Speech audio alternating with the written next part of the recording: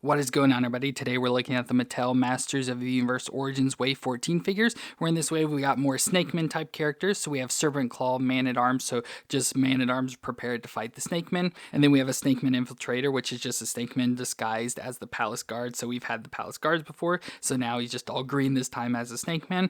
A part of the actual Snakeman, we have Squeeze, which looks really cool with these long, like bendy arms, so we'll have to play around with that. And then our final character, which is, I'm surprised it took us this long to get it, but Spikor, which looks pretty cool with all his spiky purple colors. So I'm excited to check out this wave, so let me get him out of the box and we'll take a look at them together.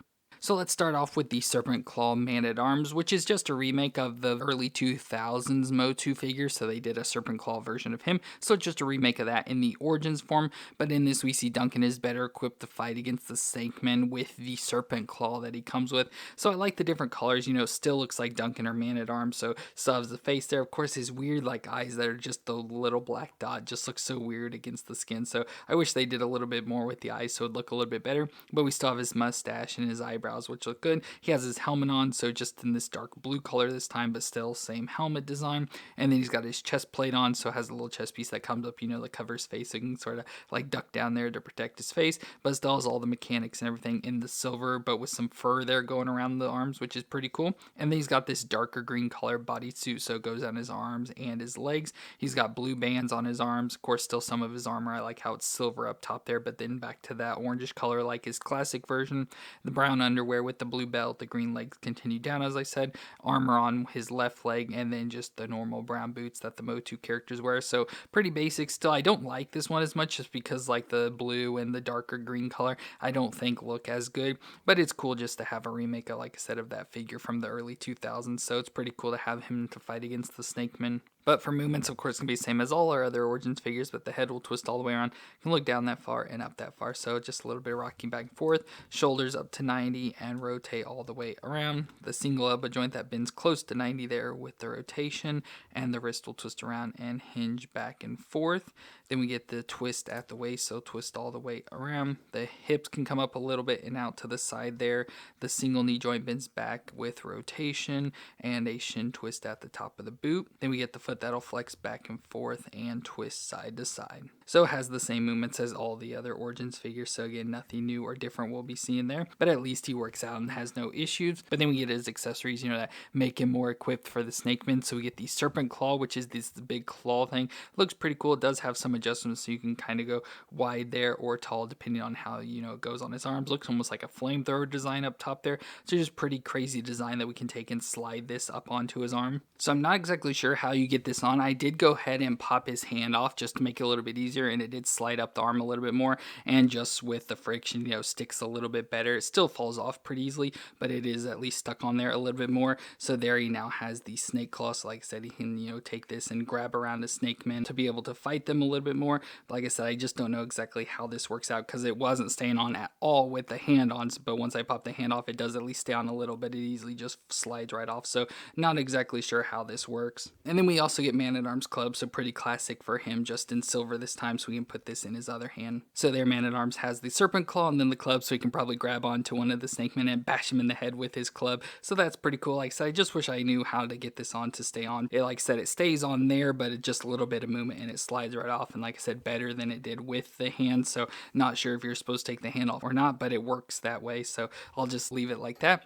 And of course, for comparison, here is the old Man-at-Arms, so you can see the difference between the Serpent Claw one and the original one. Of course, I like the original one, colors and everything much better, but it's at least cool to get this figure to go along with all the Snakemen, and we can add it with the He-Man that fights the Snakemen as well. So pretty cool to at least have this version of Man-at-Arms. And next up we have the Snakeman Infiltrator, which is just a Snakeman disguised as an Eternian royal guard to take out the heroes. So they sort of sneak in behind enemy lines to secretly take out the heroes. So as usual, it just kind of looks just like the royal guard. As I mentioned, we'll have that comparison. It looks almost the same.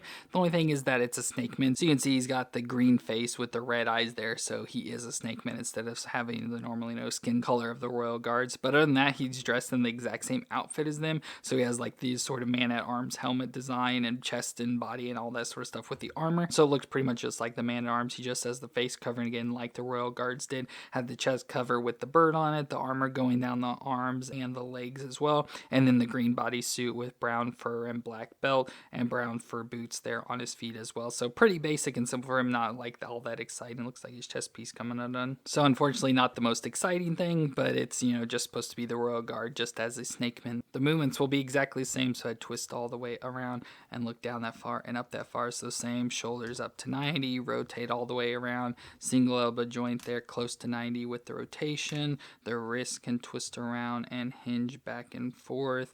Twist all the way around at the waist, hips up a little and out to the side, single knee joint back with the rotation. There's the shin twist at the top of the boot, but kind of hidden behind the armor here, can twist around, and then the foot will flex back and forth and twist side to side. So same movements, we just have this armor on that kind of gets in the way and falls down and doesn't stay on him very well. So this is always annoying to me, these figures, just because the armor keeps falling down. But for accessories, we get the same weapons as the Royal Guard had, so we get the halberd or this staff with like the axe on the end of it. So again, got those with the other guys, so let's go and put this into his hand. So there he's got the halberd, and then he also comes with the snake staff, so you know, to signify it is a snakeman, so snake staff there in silver this time. So we'll put this in his other hand. So there he's got the snake staff. Unfortunately it's not built to go into the left hand. I can't get it in properly, so it's got to be facing backwards, so I needed to switch the weapons out. But there at least he has both the weapons to signify, you know, is the Royal Guard and the Snakeman as well. And for comparison, here is that older Royal Guard, so we have him there. You can see he looks almost identical to what Man-at-Arms did, just has the face mostly all covered. You just see some of his eyes, but the rest of them looks relatively the same,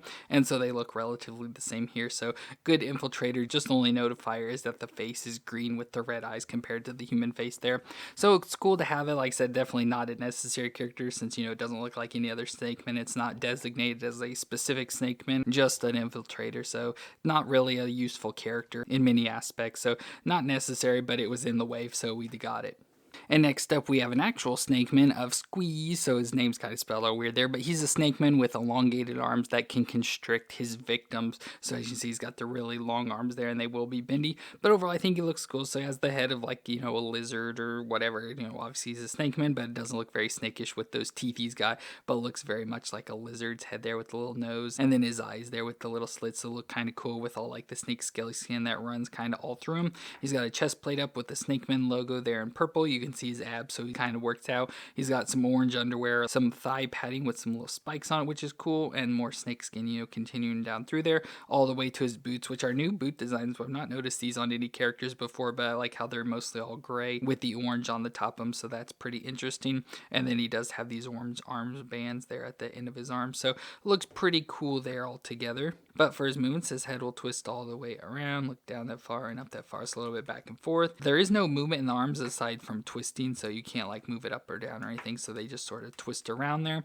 And then we do also get the wrist that'll twist around and flex back and forth. Then we get the twist at the waist, they'll twist all the way around, hips up a little and out to the side, the single knee joint that bends back with the rotation, shin twist at the top of the boot, and then the foot flex back and forth and twist side to side. And then of course we get the arms that do bend and stuff. They, I assume, won't bend too well, because most toys that have this sort of thing don't bend too well, but you can sort of bend his arms around, like I said, to like take a character and sort of wrap them around so he can sort of constrict them. So it is cool. He's got these arms, big flaily arms. Of course you have to figure out what to do with them, and they do make him a little bit hard to stand up. Thankfully you can like get them in front of him here, so they'll be on the ground, and it pretty much makes him stand, so you can just get that worked out somehow. But it's still cool that he's got these long bendy arms. But the only accessory he comes with is what I found was labeled as his pet snake, but it looks definitely like a gun because it's got a gun design there in the mouth, so I'm not sure what it's supposed to be, but it's just all in purple, and I assume it sort of wraps around his arm here. I don't really know if it goes any certain way. It doesn't really seem to make sense how it works around, but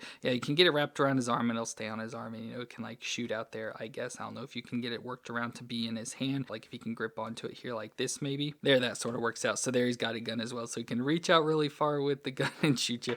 So pretty fun design, but kind of crazy. He's got that big giant snake gun, but it's a fun, interesting design. I gotta say that the colors are nice and bright. I love how he's got the long arms and everything. Like I said, it will take up a lot of room if you put him on a shelf and everything, but he still looks pretty fun and cool. And of course he can go in with all the rest of the Snakemen, because we're starting to get way too many Snakemen to show off, but it still is awesome now to add another character with the Snakemen.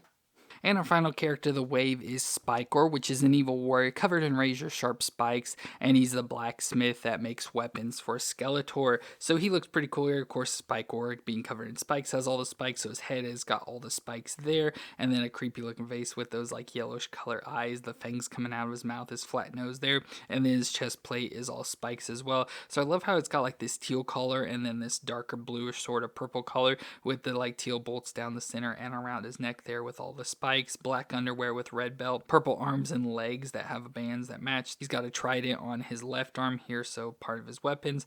Purple continues down the legs to the brown fur boots there. So just pretty cool and interesting design for Spikor overall. But movements, his head will twist all the way around, look down that far and up that far, slow back and forth, shoulders up to 90 and rotate all the way around. We get the single elbow joint that bends to 90 with rotation, wrist twist around and flex back and forth. Then we get the twist around at the waist. The hips can come up very little and out to the side. Single knee joint back with the rotation and shin twist at the top of the boot with the foot flex back and forth and twist side to side. And then I do know his trident does have some movement as well, so you can hinge. It looks like a little bit like up and down with the position it is in here. So movement wise obviously works same as all the others, and then overall looks pretty good. I like the colors of like this darker purple or blue and then the purple arms and legs with the combination of the throne in red and the teal. Just a very color interesting sort of character that I really like. Now accessory wise, he does have the trident hinge, so we have this form and like the stuck out form. I think in the old toys it like used to shoot out or something, but we do get another version we can switch out to where it's collapsed down. At least in that form it takes up a lot less space. You can see it's just the trident tip with the red there, so I feel that'd work out a little bit better. And then he comes with the classic spike club here in orange, so it looks pretty nice there. So I'll stick this in this hand. So there's Spikor with his spike club and trident looking all cool. So a funny looking character, definitely not just something you could like see or know what it is instantly, but it's got a fun interesting design with the colors and stuff. So pretty cool to finally have Spikor added to the MOTU collection.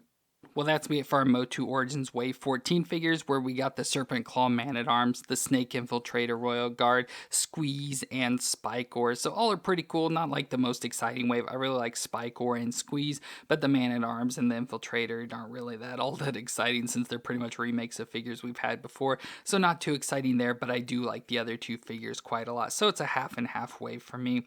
But let me know what you thought of them down in the comments, and if you enjoyed this review, let me know with a thumbs up.